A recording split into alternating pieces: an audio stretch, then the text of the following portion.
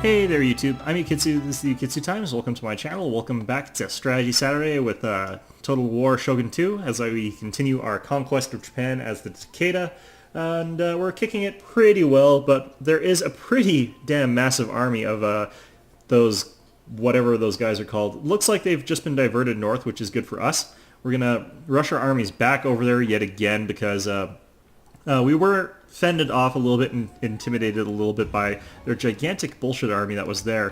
We're going to go ahead and look at our Metsuke over here. What we want is to increase like tax revenue from these guys. So let's look what he has. He's got minus 5% chance of being assassinated with these Hanafuda cards, which are made by Nintendo. That's what the Nintendo company makes.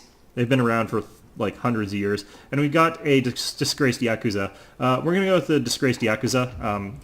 Metsuke are actually pretty resistant to assassination already, so I'm not going to worry about that too much. And we're going to go with Magistrate.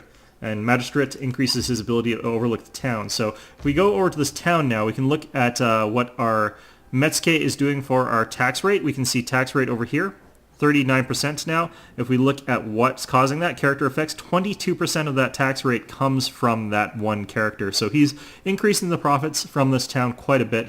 Now, this is not our most profitable town, honestly, but I kind of want him near our frontier just so that I've got someone looking out for us in the event that somebody tries to do something sneaky and I need to disable someone's armies. So now that we've got this guy, these guys are a little bit sort of distracted, I hope. We're going to go ahead and march our armies up there again, which is annoying because we've, got... Well, let's try and get this guy up here as fast as possible first. He should be able to do this a little bit faster. And we're going to try and meet up with that army with these guys as well. Now, the reason that it's saying that we're taking so long to get there is because of this army standing there. Now, we're going to try and disable it potentially. 42% chance. It's not really great, but if we sabotage this army, what we're going to be able to manage is this army can't move, so he won't be able to garrison Echigo, which means that we'll be able to wipe him out and quickly go ahead and take out the city. Enemy army sabotage. Perfect. Okay, so this army is now mobilized. And what that means is we'll be able to blitz him, and then we'll be able to blitz the settlement after that, and we won't have to worry about him garrisoning that place. And it's also a bit less likely that he'll be able to reinforce his main army. So we're going ahead and we're upgrading quite a few buildings, as you can see in our little towns here. We don't have a lot of money as a result of all the stuff that we're doing. But we've got sawmills upgrading here. That's going to increase our money just a little bit. We've got the quarry stonemason upgrading here. It's going to upgrade our money just a little bit, and so on and so forth. There's not a lot of opportunity right now for us to build anything too impressive, because I kind of wanted to save up money, but I needed to spend it on some other things. So we can't afford the terrace farming right now, but we can look at our mastery of the arts. We are going to learn Zen, because that is going to give us access to the temple, which is going to help us conquer the Echigo clan or whatever, and that's going to give us a chance to really expand into there more securely. So we've got a decent amount of money. Our internal province of Kai is pretty secure. Shinano is also pretty secure, but look at these lines of communication. We are still going to have to recruit troops, which is a little bit unfortunate. We're just going to build like one troop over in Hida. Oops, crap.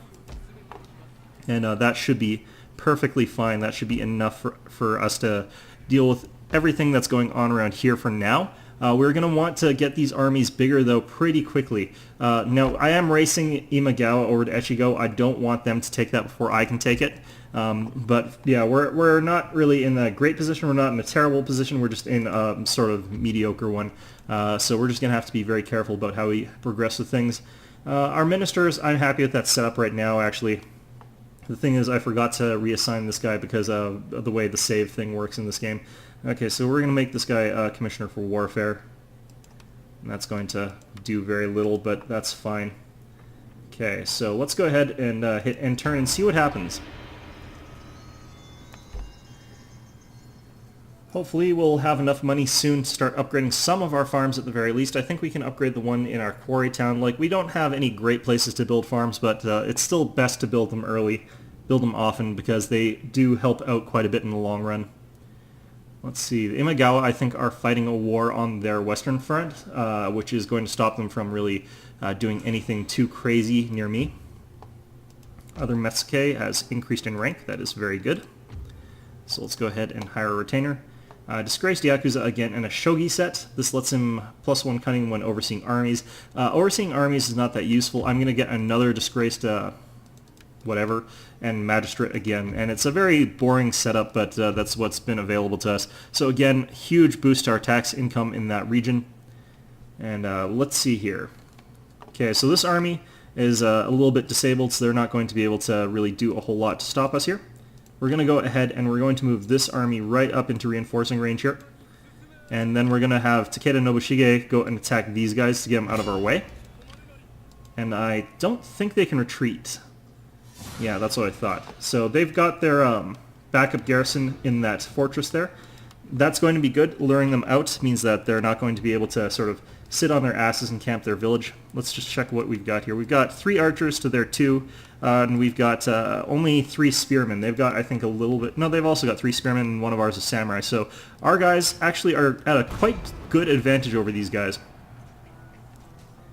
So let's just make sure that we can unite our armies before we get into the nitty-gritty of this fight. Okay, so here we are on the battlefield. I'm not going to worry about that little conversation. Looks like our reinforcements are coming in from the right flank, so that's where we're going to deploy our forces. And hopefully what we're going to be able to do is get a good kill ratio because of our veterancy. But we are on pretty even numbers for this battle. We've got a slight numeric advantage. They've got the defender's advantage, and they're probably going to set up on either this hill or this hill over here. That's going to make it a little bit more difficult to assault them. So we're just going to set up our army here like that. Let's go ahead and start battle. Let's see where they've set themselves up. Let's see. Again, legendary difficulty, so we haven't got proper line of... we've got actual line of sight that we have to worry about, so our troops are going to take a little while before they're all positioned and ready. Let's get these guys into the proper formation. And let's just get our guys moving. Yeah, they're camping up on this hill, it looks like. So we're going to have to sort of set our army up in what woods we can find, and that's going to give us an advantage shooting up into them. And hopefully what's going to happen is we'll be able to entice them down from that hill. We're going to try and unify our forces though. So we're going to go set up our army over in this area. And I think that counts as wooded. Okay, so we should have a bit of a shooting advantage with our army composition. Just a little one, though. It's not going to be dramatic enough that we're going to be able to completely demolish them with just our arrows necessarily, unless they manage their arrows poorly. They have got a bit of a height advantage, which matters a little bit in the event of... It looks like they're actually... We might be able to move our guys back down here. It looks like they're moving down to meet us in combat, so that's going to be to our advantage. Well, maybe not. Okay, let's go ahead and do this. Okay, so these guys getting a little bit damaged, but looks like we've got a bit of an opportunity to charge in with our general. And they're focusing on this one unit. They've got a bit of sparse cover from these trees, but we're going to rapidly kill off this Bo Ashigaru unit on the right flank. This one over here is doing a little bit better because of the way things are going, but general, nice charge into them. That's going to encourage friendly fire. And we're just going to get him out of there again. Now this is a 3-star general, so he's going to be quite durable. I'm not overly worried for his life in particular. I do think that he'll be fine running into a bit of archery. As you can see, he's lost 4 men. That's not terrible or anything. Let's get these guys over here. And it looks like they've sort of calmed down, so we're going to go ahead and continue chewing up those ones on the right there. They're practically off the field already. Now our opponent has not yet got all his Yari Ashigaru, so I feel confident moving my troops a little bit more aggressively than I otherwise would, including ramming my general into these guys fairly consistently. We've lost 6 members of our general's bodyguard, but again, this is going to really just chew straight through those archers pretty effectively. Let's go through these Ashigaru over here. Yari Sams I'm going to get around over here.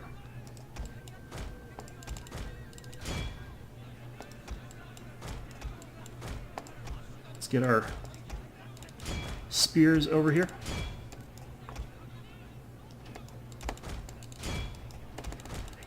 Okay, and we've wiped out those archers at fairly heavy losses, actually. I'm surprised that those archers managed to kill so many people.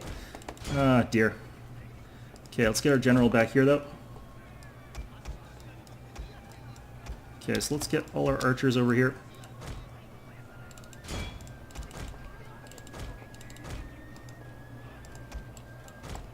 These guys are getting a bit trounced by that general's bodyguard over here.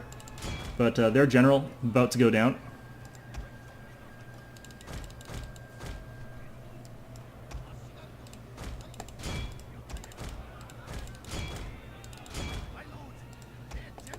And with their general falling, we should be at a pretty distinct morale advantage. Okay, so let's go ahead and make sure that these guys stay in the fight. And we're going to try and actually get our guy a little bit around the back of these units.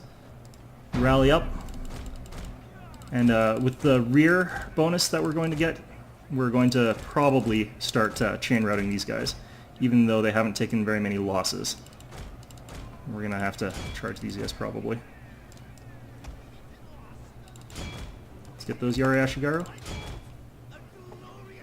There we go. And we've taken quite a few losses, but way, way less than they've taken, so things are doing pretty well for us here. And we're going to end the battle. We don't really care to follow this through to the bitter end, really. Okay, end battle. Perfect. And we didn't have a heroic victory, which is again good because that increases our notoriety. We don't want our notoriety going up at all.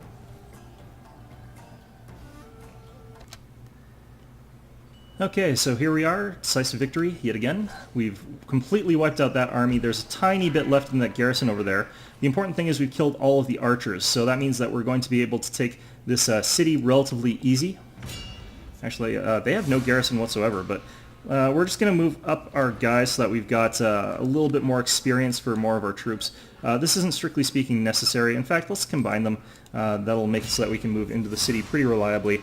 But yeah, we've now got a pretty decisive edge here. And one of the advantages that this has for us is that now that we control the city, if we get it set up properly and quickly enough, we may be able to hold off that much larger army if it decides to return, and beat them back in a siege scenario, or hold them off with our ninja until we can get enough of a garrison here pumped out that we can hold the city reliably.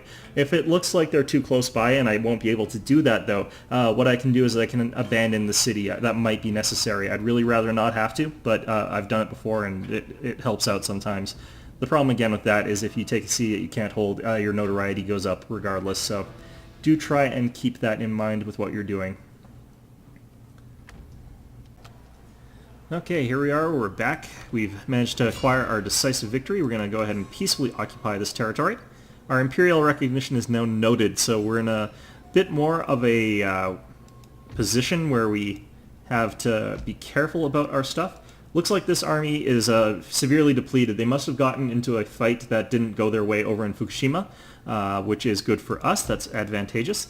We're going to go ahead and send our ninja this way over here, though, to spy on them regardless. That did not work out the way I wanted that to at all. Now, the problem is that this asshole is going to go ahead and start burning down our crap, which is very unfortunate. Let's check this. This is average soils. That's not really the best, not really the worst either. We've gotten here before, though, so we could always go ahead and build warehouses. That is quite useful. We could also go ahead and build a pirate lair. I think that I prefer the warehouses, honestly, but it's a little bit up in the air right now. I need to worry more about things like recruitment. This Bo Ashigaru is going to... let's get a Yari Ashigaru first, and let's hire a monk. A life of enlightenment is bliss, but to share this with the people is a greater gift. Monks inspire armies and generals, and can inspire a repressed Buddhist population to rebel. Okay, so that's going to go into the town next turn. For now, we have to turn off taxes here. That's going to lower our income a little bit, but it's going to keep them happy for that one turn. That's quite important. Once we get the monk in there, they should be back up to content, which is enough for me to be happy with. Let's see here. We could recruit some more Metsukes, it looks like. So we're going to look at places where that would be a good idea. Echigo, Echu, those both have similar amounts of income, not very high. Kai over here has the next highest income, it looks like, so we're going to go ahead and we're going to recruit a Metsuke over in North Shinano, and we're going to move him down to Kai, and he's going to start setting up a bit of a tax farm over there. And it looks like all of our provinces, like because of that food surplus that we've got, all of our provinces are growing, and as you can see, +8 town growth, which is really, really quite nice. It really adds up a lot faster than I think people really expect it to. 4 in other places that are being taxed, and it'll be even less in places that are being taxed heavily, so... Actually, no, this one's... Oh, that's because it's got a market, yeah, so... now, for those of you thinking that, like, markets everywhere is a good idea if you've got a lot of provinces that you don't need to be doing other things. Like, we couldn't build a market here because we do want that ninja. He's been a real good help in securing Echigo already, and he's probably going to continue being quite useful, so it's a good idea to have other things around so that you can build your other agents and, again, like monks, recruitment grounds, so on and so forth. So all that's pretty important. Okay, so let's go ahead and let's hit end turn.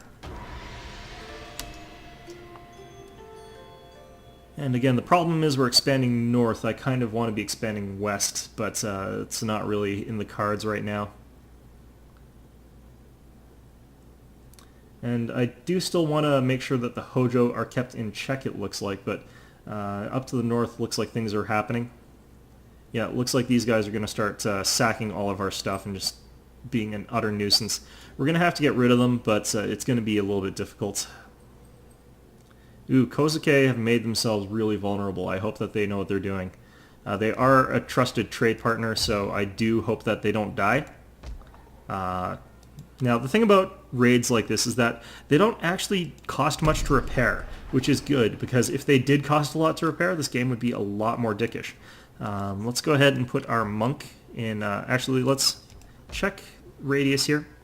And what have they got? They've got just 1 unit of spears. So what I want to do is make sure that I'm sending a small enough army that these guys are not going to consider sending more forces after me. They're not going to consider trying to crush me with... or they're not going to try and retreat, rather. So let's just send out this. If I tried to crush them completely, they would definitely retreat. They've retreated anyway, just because we've got this general advantage. So what we're going to have to do is move our guys here. We're going to take our general out of there, and we're going to have him attack. And they can't run anymore, so we're going to have to do it like this, which is a little bit unfortunate. The advantage here is that potentially we could get a new general out of this, I think. But I don't really have the money that I want to spend on that, and we've got enough generals anyway, so probably not going to do that in practice. Okay, so this is going to be a little bit tricky because he is going to have a hill, and we do have to assault him on that hill. But it's just basically spears versus spears. I can inspire mine, and I can move my general around behind his to give that morale shock. I don't even have to have my general mounted when I go in for the charge in his rear, so that spear bonus will be negated. And that's basically how we're going to play this one out, I think. And should work out for us in the end.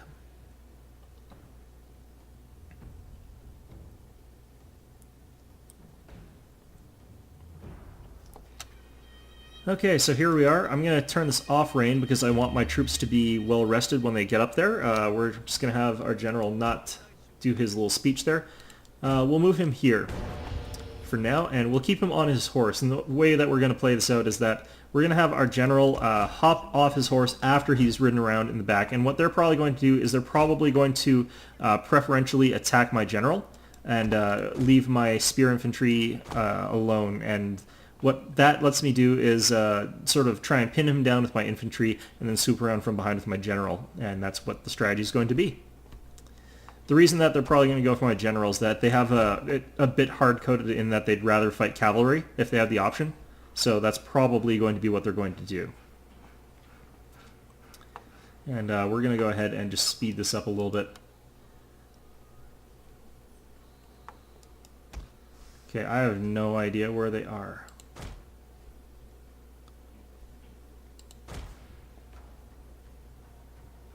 They may have gone for this hill back there instead of this hill up here. That would be reasonable.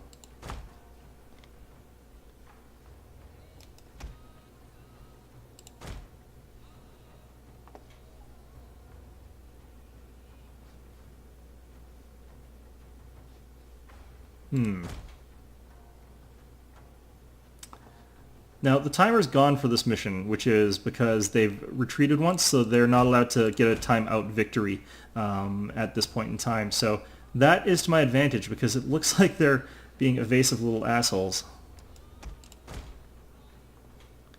Which, not really that cool.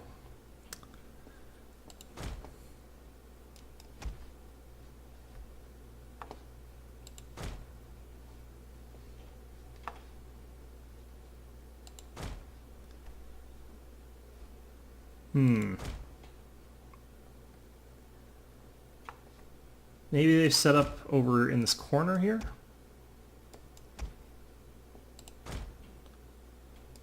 Okay, what we're going to do is we're going to send our general... Oh, there they are. They're up on that hill way back there. Okay, well, weird. Okay, and I think they're sort of corner camping too. Fun. Okay, well, whatever. Okay, once we get our troops sort of over here, we'll let them rest a little bit. We don't want them to be tired. There's no reason to let that happen. And we are going to wait sort of until everything's sort of lined up properly. That is probably for the best. Just look at these assholes, smarmy bastards, sitting up on that hill like that. Okay, so we do have them outnumbered in two different ways. We've got our extra unit based on our general. We have got our Ashigaru as well, so we've... Oh, they're tired. Peculiar. Now, I don't really want them to be sitting on their asses like that, so we're going to keep them busy. So here we go.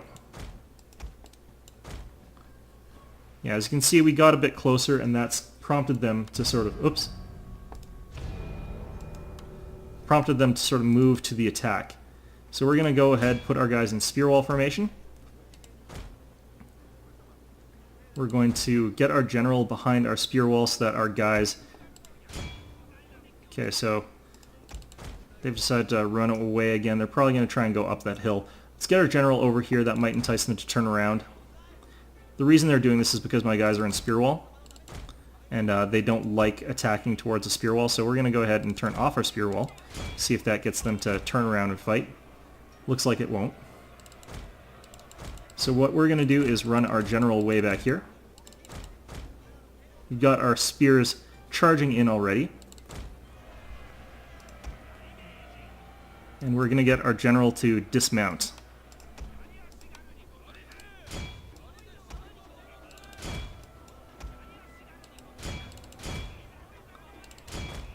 Actually, we're just going to charge.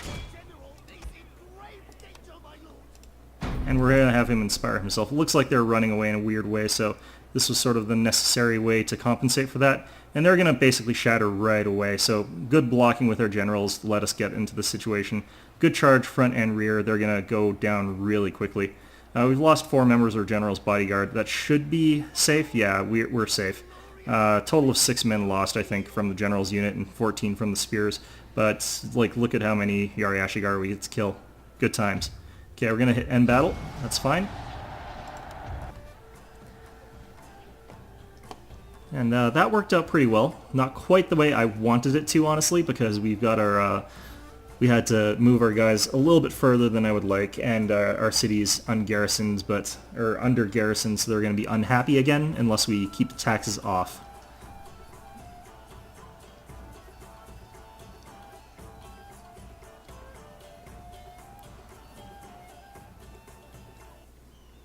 Okay, so there we go. That army's completely wiped out. General's going to get a little bit more experience yet again. Not a level quite yet, though, so let's see here. Let's get him back here as best as we can. Not quite able to get there. Let's see, halfway to another level, so that's quite a good ways.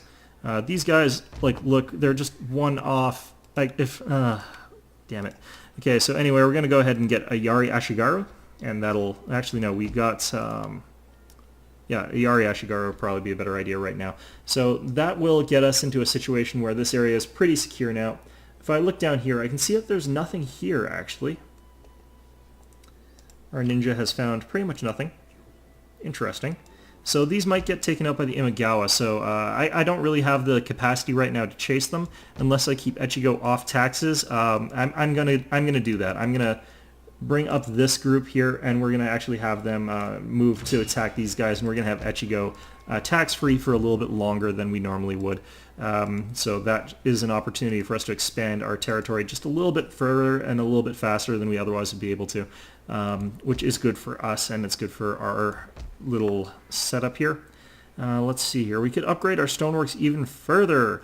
Is that a good idea, though? We'd get minus 30% cost of constructing buildings in this province, and we'd get, so that would decrease that by 10, or by, 10 further, and increase our wealth by 50, and increase the tonnage of sturdy stone by quite a bit, almost double it. Let's see how much money we're actually making from our stone trade, though. Trade, you can look at our trade goods. 23 per ton of stone. So if we look at our stone trade, 115, 69, 46. So that's actually getting us quite a lot of money, that stone. So that's a really good resource, it looks like. So let's go ahead and actually do that. That's going to be our next sort of project. It'll take quite a while to finish, but it's a little bit cheaper because, again, we've actually got that bonus to construction that we've got. So that applies to itself. Yeah, things are looking pretty good. I'm liking the way things are shaping up. We'll check our diplomacy tab. Let's see if we found anyone new. The Hatakeyama, let's see if we can get a trade agreement. We might be able to come to an agreement. Let's see if we can pay you some money. No, looks like we can't. Okay, so let's get rid of that payment. Let's get military access on the table here. Well, they want military access, so let's give them 10 turns military access. And let's get a boatload of money off of them instead of trade. And we can probably get 1,500 probably off of them. And if we look at them, their economy is affluent, so maybe we can get a little bit more. I wish this actually, I still wish this had a slider that just is like automatically fills in the numbers. Okay, so there we go. Okay, so now we probably have enough money that we can get trade here. We're going to offer them 500 for trade. And that should be good enough. No, it's not. That's not worth it then. Okay, so who else can we potentially trade with? Absolutely no one else. That's all we can trade with. We could potentially try and negotiate with these guys. So, for example, we could try and arrange peace with them. They are actually willing to consider that, actually. That's pretty interesting. Well, once we move our army down close there, we might be able to do that, but we don't ideally want to be doing that. What we ideally want is to actually go ahead and take them over, but was I diplomacying the wrong guys? I think I was. Okay, we're supposed to talk to these guys, I think. Okay, so request peace, deal is unacceptable. Okay, these guys are vitriolic and hate our guts, so that is the best we can do right now. But we did get a good chunk of change from the Hatakeyama, which means that we can go ahead and upgrade another building. If we upgrade our warehouses, we can increase our tariffs by 4%, which is like 1%. What's a 1% increase to our trade tariffs like? Tariffs is just this one, 147.33. So that would be an increase of like 5. Not really worth that much money, really. I just want to check something, actually. I can't remember what that goes up to. The Red Seal Company is the final upgrade for that. Plus 5% trade income. That's not much better, actually. Okay, so let's look at the Pirate Lair. And the Pirate Fortress gives us plus 5 experience to ship recruits. That may actually be more useful. That way I don't have to actually win naval battles to get a navy, which is probably a good idea, all in all.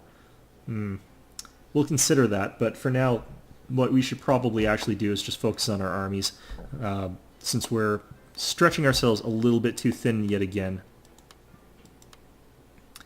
Okay, so those guys, I'm going to do that. This guy's ready to move. I forgot about him just about. So we're going to move him into Kai. And we're just going to actually show you a little bit before and after. So we got 23% tax rate here. Our growth tax level is -3.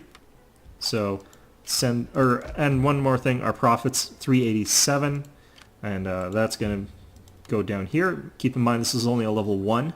As they go up in level, they get much better at this and much more integral to your economy. So let's go ahead and look at our city here. So stayed the same, actually. That's pretty good. tax rate has gone up 20%, but up to 27%, so up 4%. Our income's gone up to 445. Sorry, I'm really sort of bleh right now, but that's gone up quite a bit because of that. So we are getting like an extra $60 a turn because of that. And our income, you want to just keep these guys spread out and around here. North Shinano, because of the Metsuke in it being level 2 in particular, I mean, that's the difference between a level 1 and a level 2 Metsuke. 10% difference in tax rate. Huge difference that they're pulling in here. This one, of course, minus 5%, or minus 5 from tax level, but, that's perfectly acceptable. So anyway, that is this turn, and that's going to be our sort of episode for the day. I hope you found this enjoyable, and as always, I hope to see you all next time.